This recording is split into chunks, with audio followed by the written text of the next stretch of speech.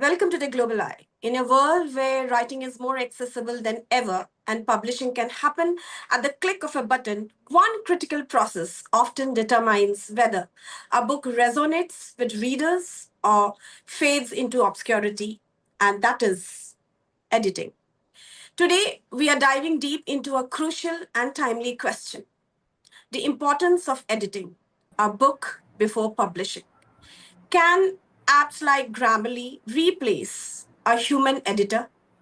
As artificial intelligence continues to evolve, grammar checkers and editing apps are getting more sophisticated. We all know this. But can they truly match the depth, nuance, and critical eye of a human editor? Someone who doesn't just correct mistakes, but enhances flow, strengthens narrative voice, and ensures clarity, of course, and consistency. Joining us today are esteemed panelists. We have with us experienced writers, authors, editors, and tech experts to unpack the real role of editing in the process of publishing and exploring this, shifting boundaries between technology and, of course, human creativity. I would request all the authors present here today to introduce themselves, and they can also introduce their books. So we would start with Dawa Drukpa sir. He is from Bhutan. Sir, I would request you to introduce briefly yourself and also your book. Okay. Good example. Namaste. First of all, I would like to thank the show organizer for making us to gather in one room and where we can share our thoughts, where we can share our concerns. So before this, I would like to introduce myself. As you said, I'm from Bhutan. I am Dawadpa. So I've been teaching children with multiple disabilities and particularly autism spectrum disorder for the first 12 years. So I did master's degree in special educational needs and inclusive education. Before, so I also work as an assistant leaders trainer in scouting program, and I hope uh, every one of us know what is scouting. Uh, I also work as a fellow.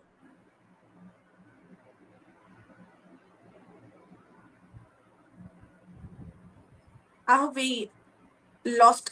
Yeah. We cannot hear you, Drukpa sir. Sir, can you unmute yourself? So I started my writing in 2011.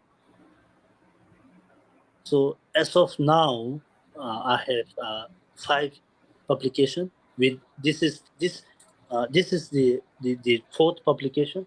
This is about scouting, and the most recent publication uh, is about autism. Autism through my eyes.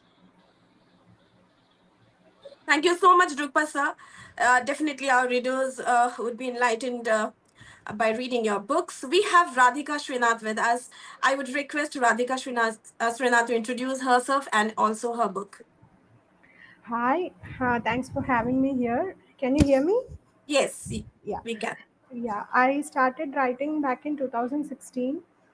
So I started writing blogs and web content, and then 2018 I came across this National Novel Writing Month. So it's a challenge. I think many of you know what the challenge is. It is about writing 50,000 worded novel in 1 month. So I thought, why not try my hands on fiction? So I started trying that challenge, and that's when my path changed. And that was my first novel back in 2018. I finished my novel within 30 days, and this is the first book. Can you see this? Yes. Stay With Me Forever. It's available in Kindle. So this is the novel that I wrote within 30 days. Not even within 13 days. I just came across that challenge only on November 13th or so. So um, it is less than 30 days actually. So that one was there, and then I wrote my second novel. It is Drizzle on the Mountain. This one. So this one I published in paperback as well. So I thought people are still preferring to read paperback books more than they prefer Kindle books. So I have a third novel which is untitled. That is more than 70,000 words, which is yet to be edited and yet to be published. And I have a fourth novel, and that novel is there. I'm now querying it to traditional publishers. I title my fourth novel, which is a recent one, as Peppered with Love. All of them are romance. All of them are light subjected love stories. So I want everybody to read, from families to everyone. It is as young as 12 years children can read, so there won't be anything so obscene and all. So it is feel good love stories. Yeah, that's about Thank you so much. Thank you so much, Radhika. Heartiest congratulations and all the best for your upcoming books. We have Suman Subralin with us, our esteemed invited guest. He is an author, a poet, and also an editor. Kindly introduce yourself, Suman, and also your books. Yeah, hello everyone. This is Suman Subralin. I started my career as a computer science engineer, but from 2017 I'm into academic editing, as well as from last couple of years I'm into trade books as well. And when it comes to writing, it started way back from 2007 itself, and a couple of poems even got published in the US way back in 2009 and 10. So when it comes to the shape of a book, I tried to produce on a fresh content, and this is the book. It's just 10-month old, and it's on double haiku, where each of the verses rhyme without repeating, and that's a little of innovation done in the book. And when it comes to me as a person coming into this platform, it's a very honorable thing to share my inputs as well. So I'll keep it short, and let's proceed with the subject. Thank you so much, Suman, and heartiest congratulations for your book. We have with us, I hope I haven't left, we have Anshu Tomar with us. I hope I have, yes, Anshu Tomar. Will you introduce yourself and also your book? Thank you, Moshmi. I'm really delighted and thankful to Global Eye, Griffin Publication, and you to get me featured over here and talk about myself and my book. I'm an educator. I've been working with the HCL Foundation for 17 years as of now. I teach English, and I have triple degrees in English language and literature, education, and psychology. I'm an avid reader, traveler, gardener, and I love cooking. So, this is my book, which got recently published, Musings of a Women. And it is a kind of a memoir blended into sort of short stories.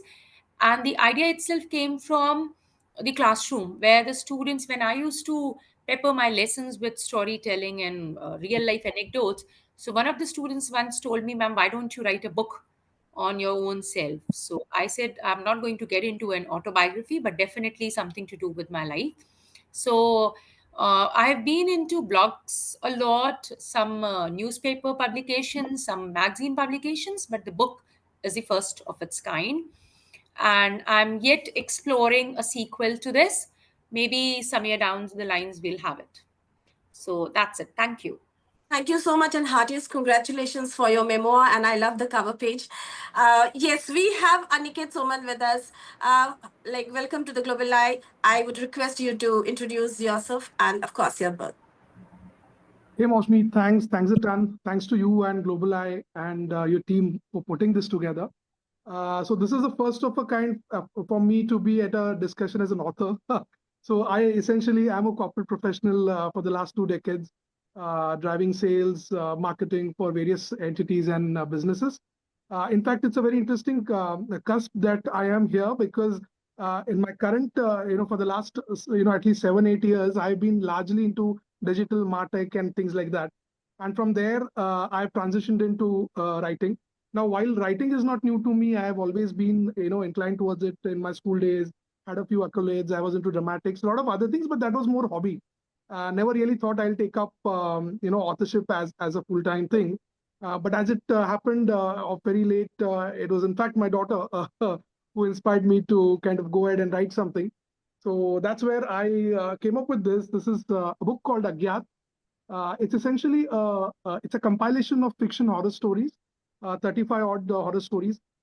As unique as I was able to put it, idea being that we obviously Indians have a lot of exposure to horror in terms of other content. So I wanted to make something fresh and something that's not too dark for ages and avid readers or even fresh readers to kind of get into, right? In fact, this book got published in June, right? And ever since now, whatever sales I've had, it's a surprise to me that 12 plus is a very exciting segment for me. Most of my buyers are in the teens, so that's very inspiring. And I think I believe in being topic agnostic and genre agnostic. So the work that I'm working on next is going to be a detective thriller.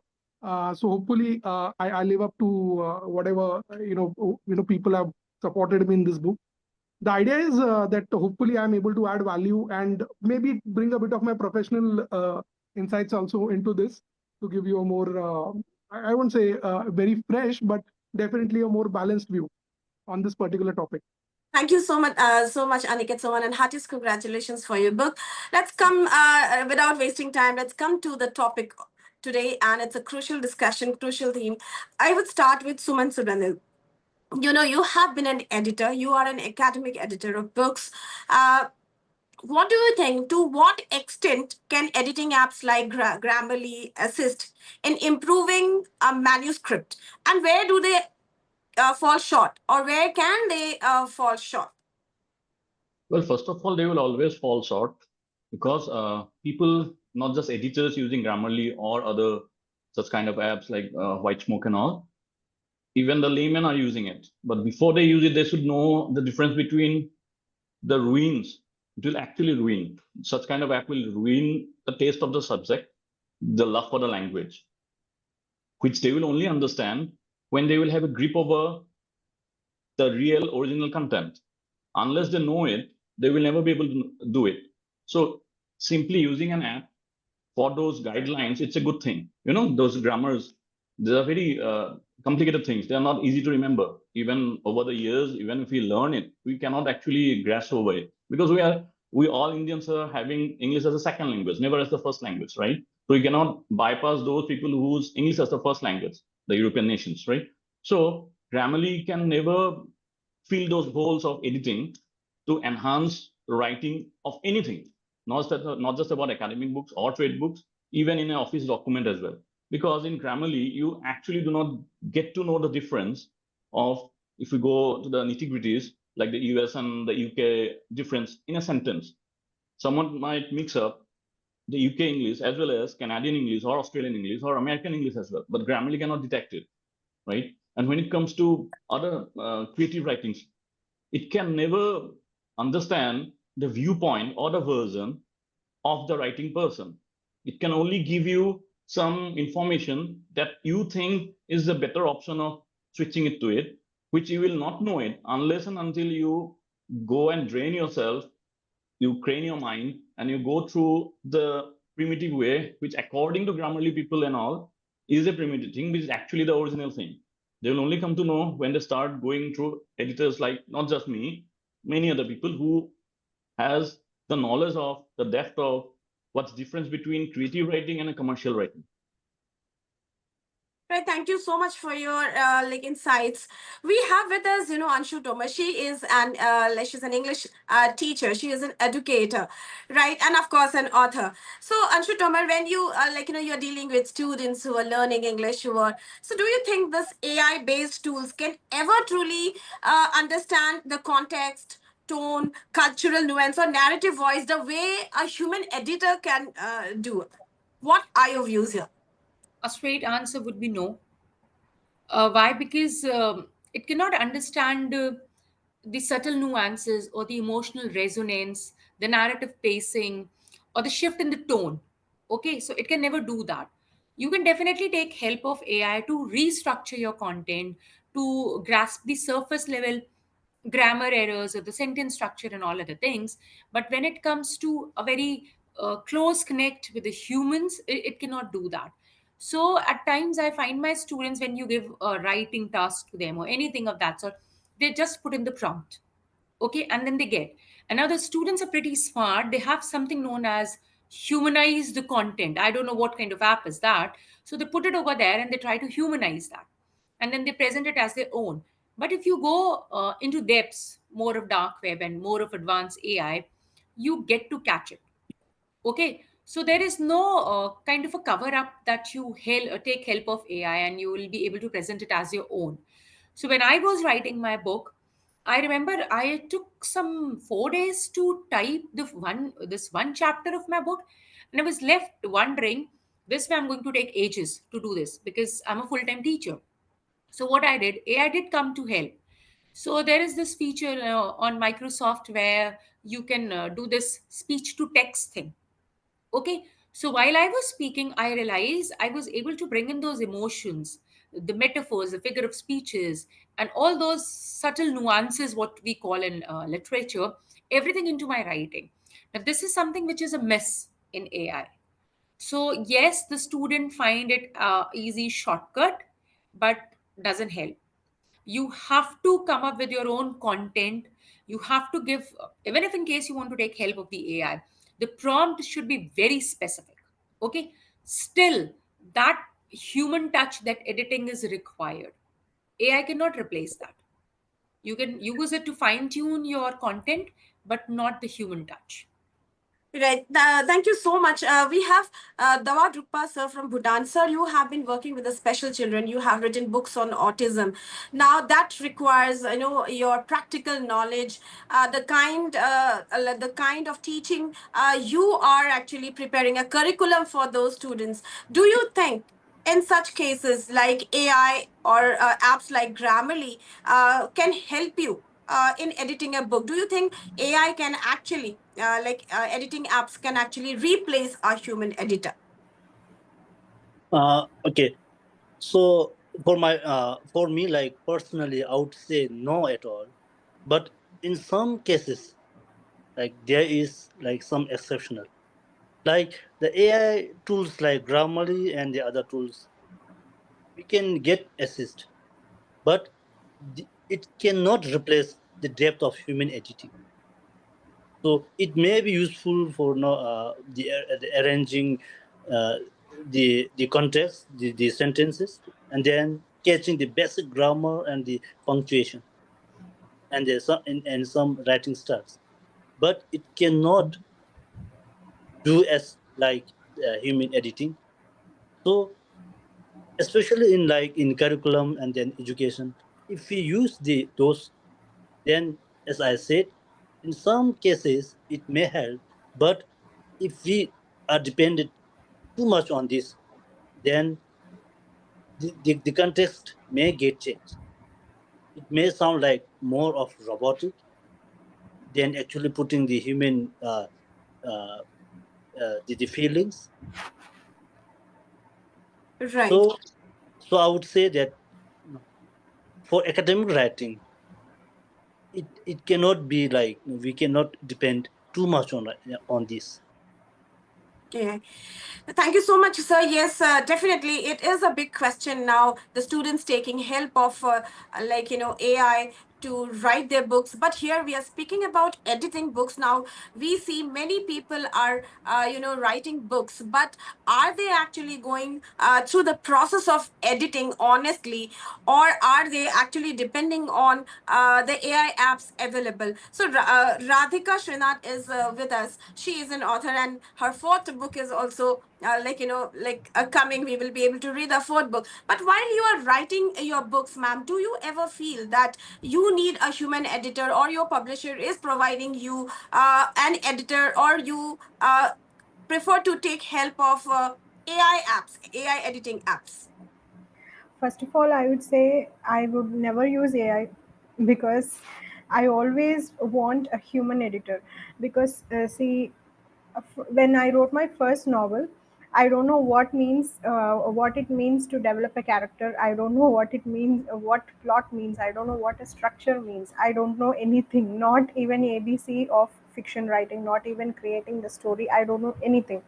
But the thing is, when you write, if you give something, if you type something on AI, it will just vomit out what is A and B. It only knows what grammar is, but it doesn't know how to develop a character, how to change the character.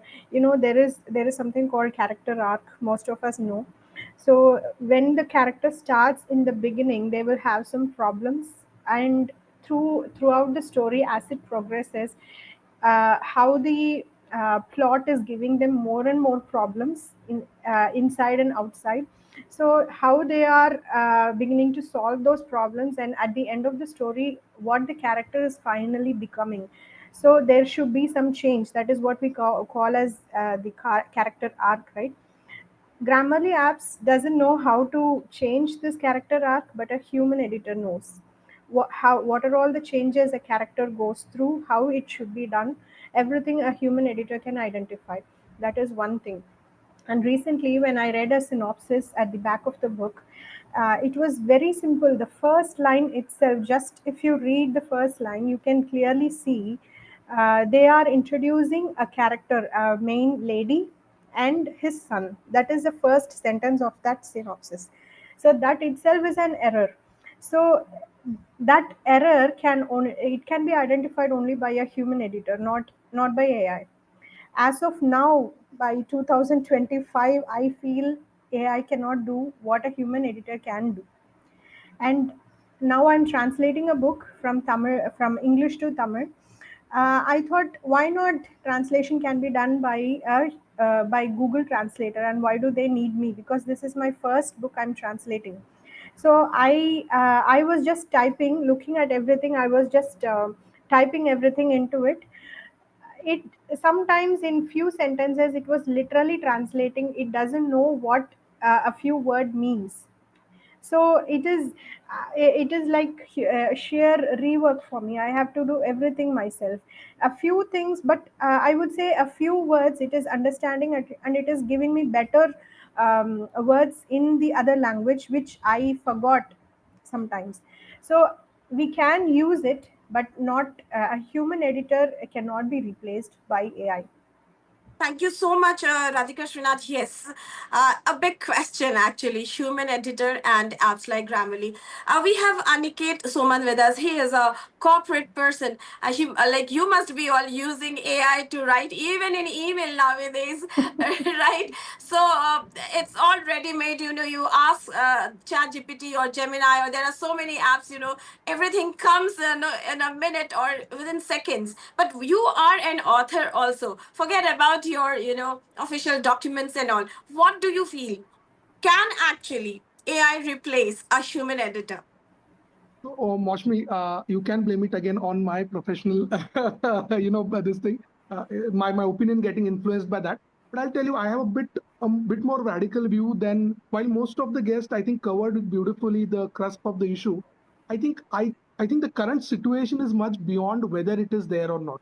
The fact is that AI in some form or the other is getting used by most of the people, and especially the generative AI, which is kind of picking up in the last year or so, which is a further version of deep learning, right?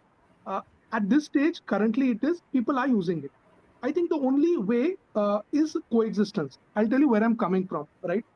When I say coexistence, I'm saying that, as most of my friends here said on the panel, and I completely agree, there is some part of putting a book together that cannot be replaced when it comes to a human doing it, right?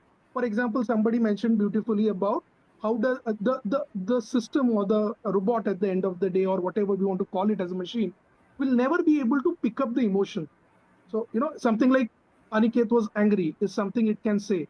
But that human emotion of how we express that anguish and to put it into words is not something that I think ever. I think any form of generative AI, Chat GPT, 4, 5, 6, 10 will be able to do it, right?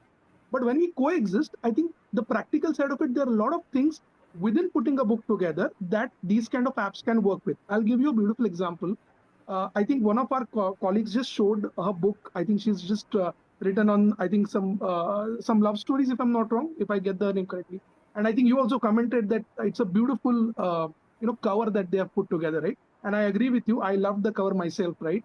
Now that kind of a work, I think somewhere an AI can add a lot more value on, right? The kind of stuff it can come out now, the present day where it can do something beautifully, right? From where it coming from. It could probably help you with structuring, creating the aesthetics of your work, but it will never be able to bring in the creativity, the emotion, and especially when it comes to connecting the dots, the plot, right? As somebody was saying, the character graph.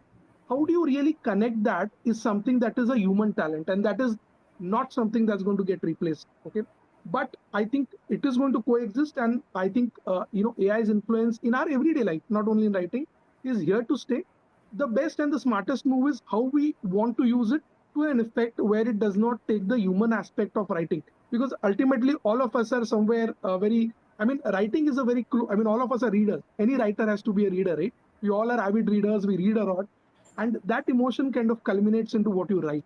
So I think it needs to coexist over a period of time, and it needs to understand. One needs to understand where to use it and how much to use it, because otherwise it loses the essence of bringing. It can give you an antonym, synonym, or a parabole, whatever you want in terms of a grammar aspect, right? But to put that in words in your story is something that needs to have your human input. Thank you so much, Aniket. But I have Anshu Tomar here. Somewhat, I felt that she was not completely agreeing to Aniket. Yes, what do you have to say here? I beg to differ over there. So if you look at the cover page, this was designed by me manually. Okay. And then I told my publisher that I want exactly this in nude pastel shades. So they gave me some 3-4-3-4 kind of a thing. And I said, this is not resonating with my original design. So somehow, I don't know, I took help of one of my students who's very good at designing. And I think he's a class 12 pass out. He helped me to design this on the basis of the manual design that I have provided him. I wanted my book cover to reflect me. Okay, what exactly is inside the book? That is one thing. And when it comes to like using it as an editor, it can never give you that second lens which a human eye can provide, the cultural context, okay, the emotional depth. And it's basically about the connection that we try to build. We might write certain things and we want our reader to perceive it from a different way. Okay, the AI thing cannot do that. So that has to be done by the human editor. So when I wrote this book of mine, so the first thing, being an English teacher, I knew that I was confident of my mechanics. Okay, I knew the sentence structure and grammar and punctuation, everything is going to be in place. But I wanted that second lens, how it will be received by my readers. So I gave it to my brother, who, like a typical critic, reviewed it and told me where I'm losing that connect, where there should be a kind of a pause for the reader to breathe in, to sink in with the emotions and all that stuff. AI can never do that. And even with the cover page and all other things, see, we humans are creative. We created the AI. So we can always do that. The AI thing is like giving it color, shape, structure, but initially the prompt is always ours. Thank you So so much, Anshu. We are Can I again take a speaking minute, about editing. Mosmi? Yes. I'll just take a quick minute to just clarify something. So I think, Anshu, I completely agree with you on the second part. In fact, I very well said the same thing, that the aspect of writing or creativity cannot be replaced in the book when I said coexist. And when I said, so even my book, right, this particular book that I have, uh, the entire designing is actually done by me. I have done it on Canva, by the way, right? It is something, it's my idea. I have put together everything and done it. When I meant that it can be used is what I feel is it saves time. So today, if I want something to give me great results and variety, See, what happens is a human usually has a certain bracket of what they want to create, right? In terms of a cover or a design or things like that. Probably an AI can give me 10 different versions of variety that I can choose from. Whether we want to do it or not is obviously, as in my own case, in fact, I took something that was created personally. But what I'm saying is, as a solution, it can definitely help. But when it comes to writing or the creative aspect of the book, absolutely, it will never be able to manipulate with the emotions, the entire, the saga of writing a book together. That's something that will never happen. And I So, think generative AI will definitely get there, but not now. Suman, see, again, you are an academic editor. You know the nuances, you know the mechanics of, as Anshu said, grammar, English language, structure, whatever, syntax and all.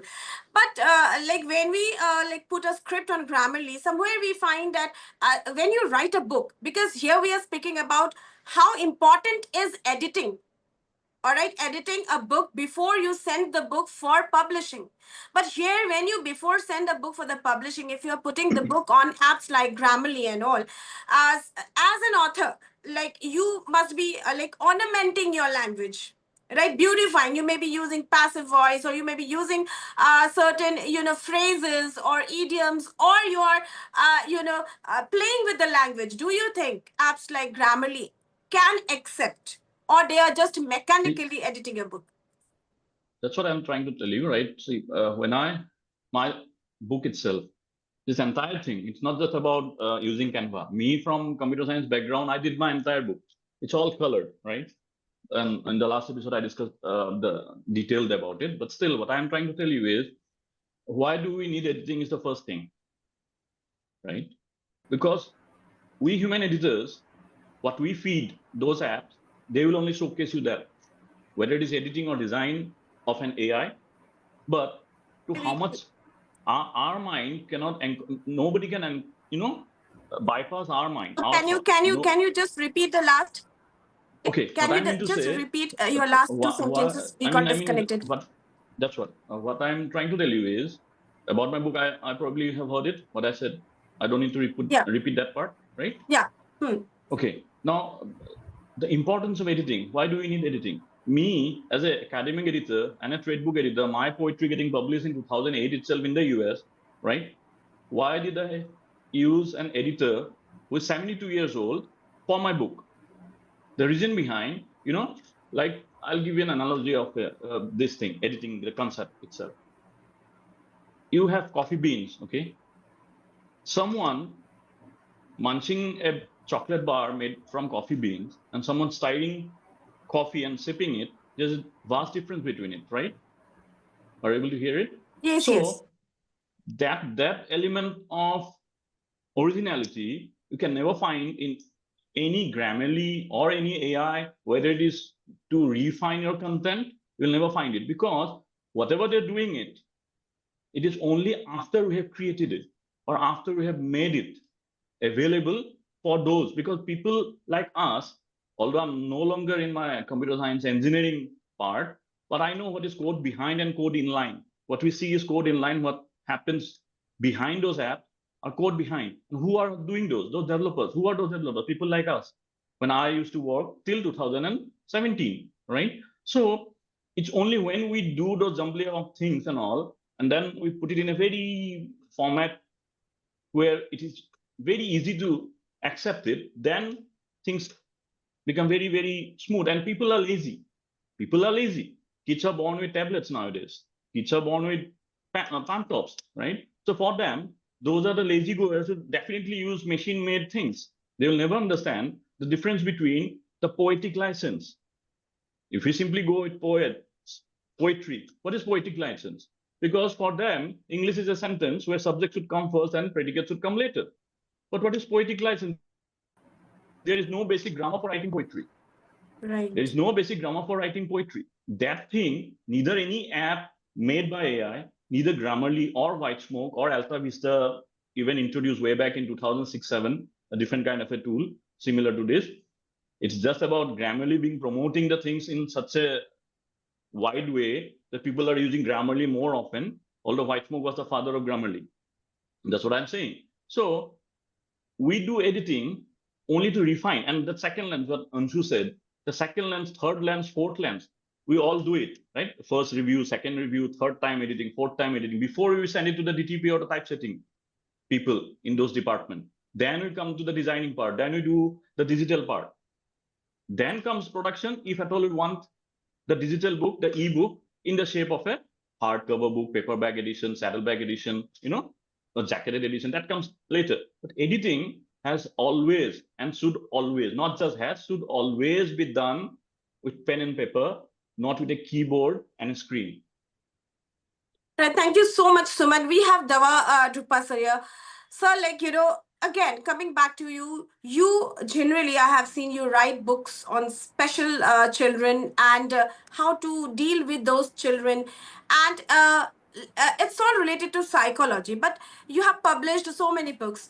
Before publishing a book, have you ever thought that AI would edit your book, or have you always preferred human editing, or your publisher actually provided you an editor, human editor? How important do you think actually editing is important for any kind of book? Maybe for your autism, books, or your curriculum books, academic books, or the kind of case studies you have been doing till today. So how much do you think editing is important before you send your manuscript to the publisher, and can actually, or has AI helped you in some way or the other?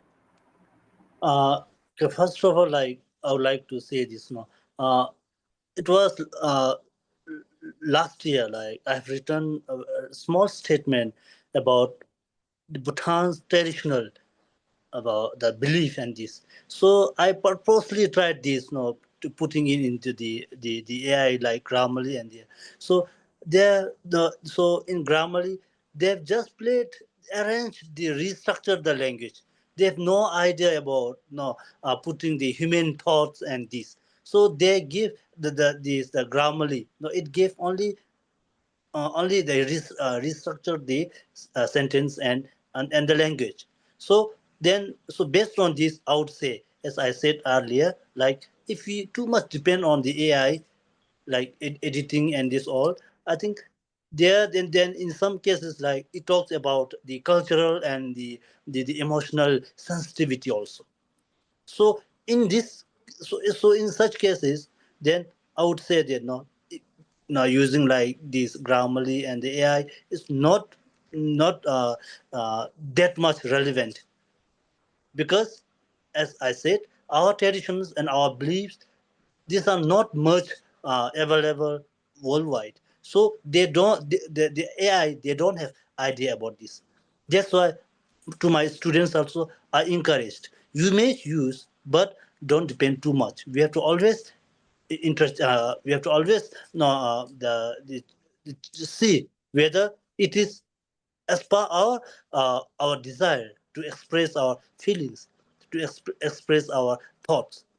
So for like the Grammarly also, they have no, they don't do much about, they don't play much about the ambiguous meaning and this.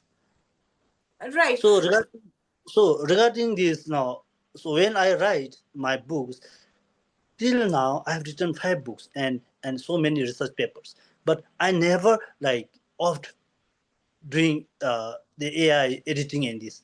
I may check whether some, if there are very like essential things to be cross checked, then I've used in very rare cases. But first thing is, like, I always prefer human editing because of so many reasons. No. Right. Thank you so much, So sir. Yes, very relevant point, actually. Very relevant point.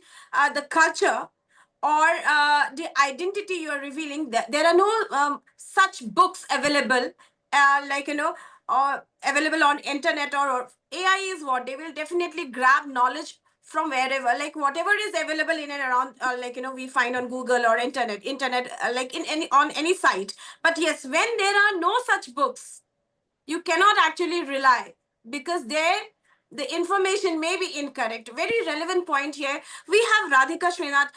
Yes, we'll just shorten the discussion. We have just 5 to 6 minutes left. Looking ahead, do you see a future where human editors and AI tools can work in harmony, or are we heading toward a creative clash? I will tell you a short example. I was designing a book cover. I was giving all the inputs how I want the book cover should be. This, that, a mountain and snow covered mountain, everything. And it was throwing me so many images, but I didn't like anything. It is for just a cover, just a piece of image that I'm talking about, and it takes lot of effort from my side to design the exact piece like how I want it to be. But editing the entire book is not like that. So there are so many stuff. I will tell you another example. I'm just cutting out a piece of rock. That piece of rock, imagine that that is the story core idea that is popping in my mind. So I'm writing an entire book based on that idea. That is the rock actually. How editing comes in is you polish it, you cut it into a beautiful statue, you polish it and make it, I have to see a figure in there. I shouldn't see a rock in there. I have to see a figure. That is how editing works. It's hands on making a rock into a beautiful statue. Exactly. And Grammarly, what it does is there are lot many apps, Hemingway, Grammarly, this, that, lot many apps, and each app, they say it will do one particular job. That is, it will create the style of your writing. And there are even AI doing, if you give a few examples of how a writer's work will be, AI can throw you a piece of writing which looks very same like the writer's style, but it doesn't have its own style. You given the input, a writer, suppose, say Jane Eyre is writing in this way, it can give you a piece like how Jane Eyre writes. It will just copy their style, but AI doesn't have its own style. We want AI, what it actually does is it wipes out the sheer pleasure of writing, I would say. You give the emotion into your writing. AI can't do it because AI doesn't have any emotion. AI can't edit it because again it doesn't have emotion. If I want to polish up a character, only a human editor can do it. They can feel what the character should be feeling, so that it resonates with the reader. AI couldn't do it. Grammarly, I can use it only to an extent that, uh, that line editing, right? In as the those grammar, I can use it, but only there it stops.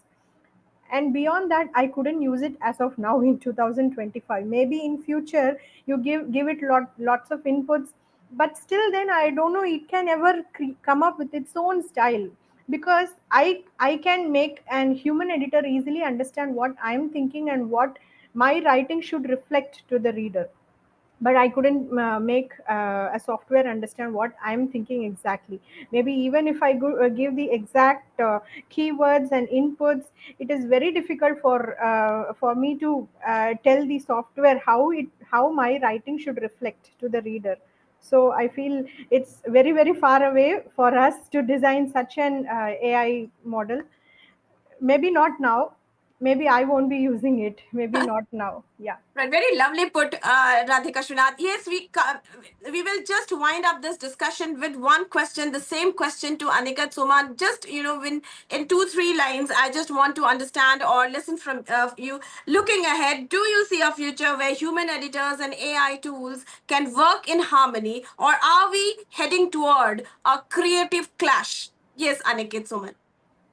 So as I said, I think coexistence is something that is very much in the near future. As somebody who works with these kind of technologies day in day out in my professional life, I know that it's not even more than a decade since these things come out.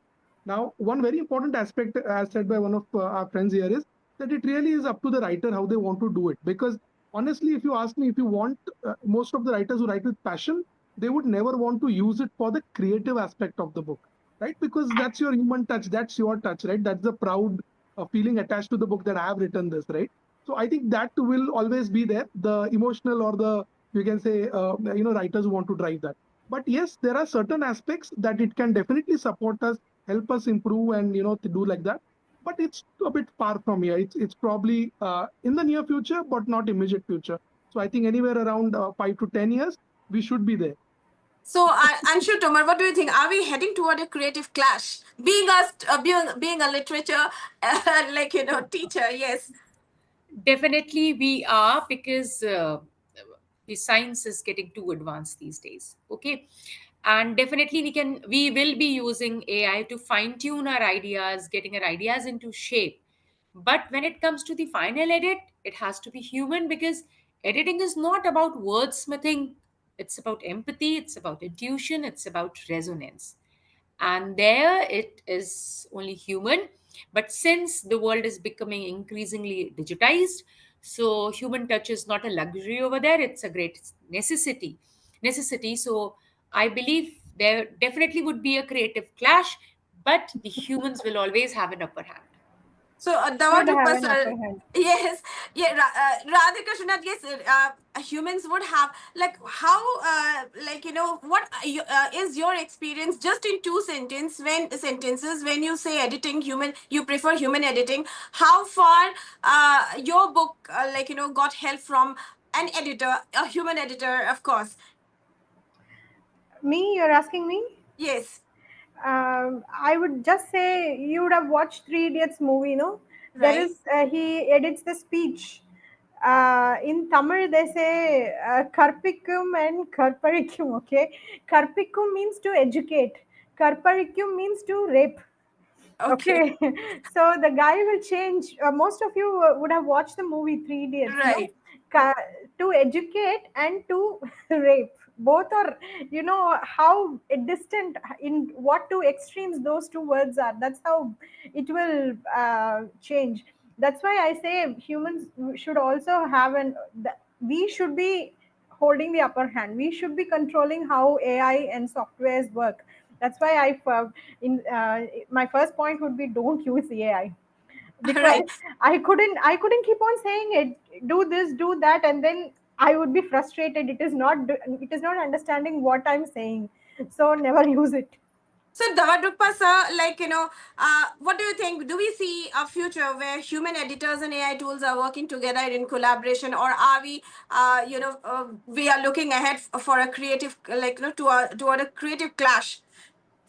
Yes, Or human would come in the streets and they would actually, protest against such, apps. as said by some of the panelists here, I would say we have to collaborate with the AI, but not always depending on it. First, we have to always try to do it ourselves. If we depend too much, then I think the idea that the feelings may totally go into like the robotic things. So I would say no. The main purpose of editing is not only to define the grammar, the language, the errors. It is finding the more of like refining the author voice, like structures. Right. That's all. Thank you so much. Yes, Suman Subramanian, we'll end this discussion with your view here. Do you see a future where human editors are actually working in collaboration with AI tools, or actually we are heading toward a clash where actually human would really have to voice out? Well, see, when you talk about clashing, it's about something going on the root part of the phase, right? So it can only happen when we try to give the advantage to such app. Unless we are depending on those apps, there will be no kind of clash. Because creativity, even if there is creativity, there can be never any clash. If there is creativity, we'll always bypass them. We'll always encompass them. We will always overshadow them, right? They will always be lagging behind even by 1 centimeter when it comes to creativity. So they can coincide with us because it's us itself, a few of us, who is giving them what they are showing to others who are using them. So that's the difference between the clash that's never going to happen. It's only about when you see it happening, we just can find another way of doing it. Right? So that's what. Thank you so much to all our panelists present here. Your insights, your contributions really can actually change the world and can actually enlightened the young, generation. We find many of them are with pen, with ideas. I hope, as you said, the author's voice should reach the readers, and the emotions should not get lost with the apps. Let human touch, be there in your words, and whatever we read, let us connect, because no, I think no robots, no AI, no machine can actually replace human emotions. Thank you so much, everyone. I also request everyone, all the readers, all the authors watching this, yes, before you submit your manuscript to the publisher, all right, edit, edit, edit. Thank you so much, everyone. And we will meet once again with another important or crucial theme to discuss. Thank you for joining the Global Eye. You are with me, Mousumi. Good night.